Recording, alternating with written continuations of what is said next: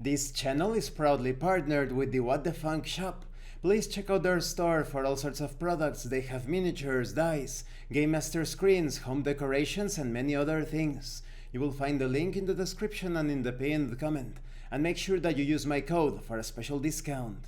This channel is proudly sponsored by Dead Tree Studios, the publishers and developers of Dames of Asstoria, a tabletop RPG where you play as monster girls, experiencing high adventure in a world that doesn't fully accept them. They have recently released the Whispers of Copperage adventure module. You will find the links in the description and in the pinned comment. Hi, welcome to this part of my review featuring Slave Maids of Gomorrah IV. If you haven't seen the other parts of my review, featuring this anime-style tabletop RPG, where a dominatrix and her team of slaves travel across the galaxy in search of pleasure and glory, please check out the playlist in the description below. This time we are going to talk about conflict. And to help us illustrate this situation, you have right here Homura vs Asuka from Senran Kagura. The artist's name I believe is, yes, Yaigashi Nan. Definitely a great image. Now when it comes to conflict, when two characters oppose one another, they roll an appropriate attribute to see which one will get their way. If they are physically fighting, it is an athletics conflict. If they are both trying to convince a third character to do something, it is a charm conflict. Or if they are insulting and arguing with each other, or if one is trying to sneak past the other, it is a cunning conflict. Lore, skill, and will are used in conflicts less often. Conflicts can also involve two different attributes. A lot of special magic abilities allow a character to roll lore against will, for example. In any kind of conflict, both sides roll their attribute. Whoever has the higher roll wins. The loser takes stress equal to the total result of the opponent's roll, divided by their own attribute rounded down.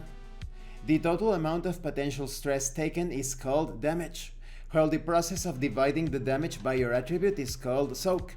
Anytime you take damage, you still get to roll to resist it, and if you fail, soak it, even if the damage is some static amount, like an enemy that deals 15 damage when they have a stress explosion. When you take stress, it is unsoaked. You do not need to divide the stress by anything. Most of the time, a single roll resolves the conflict.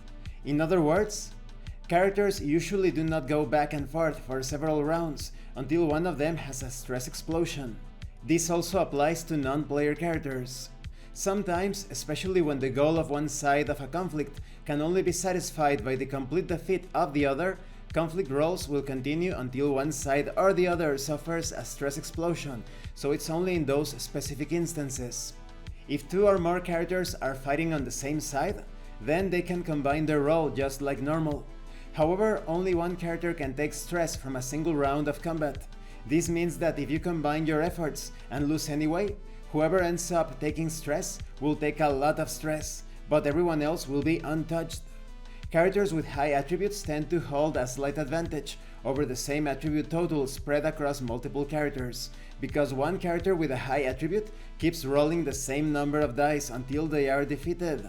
But a mob's total dice tends to go downwards as individual members are defeated. However, it is still very dangerous to fight outnumbered. If you are facing enemies whose combined attributes are higher than yours, bring a friend. And this concludes this part of the review. In the next part we are going to talk about the dominatrix and gaining favor. So combat is very simple. It's a contested check or roll. That is it. And when it comes to damage, stress damage specifically, the total roll of the winning opponent divided by your own attribute is the stress that you take, and you round down. So for example, if your athletics is 3 and you took 8 of stress damage, then you divide by 3 and it goes to 2, because fractions do not count. Thank you for watching this part of the review. Don't forget to leave a like, a comment and subscribe. And thank you so much to those of you that are going the extra mile to support the channel. If anyone else wishes to further support the channel, consider joining as a member or using the super thanks button. You can also check out the pinned comment below. This has been Abraham L. Jaguar, a professional game master. I am currently unavailable for professional sessions, but I will put my contact information in the description and in the pinned comment for when I am available again.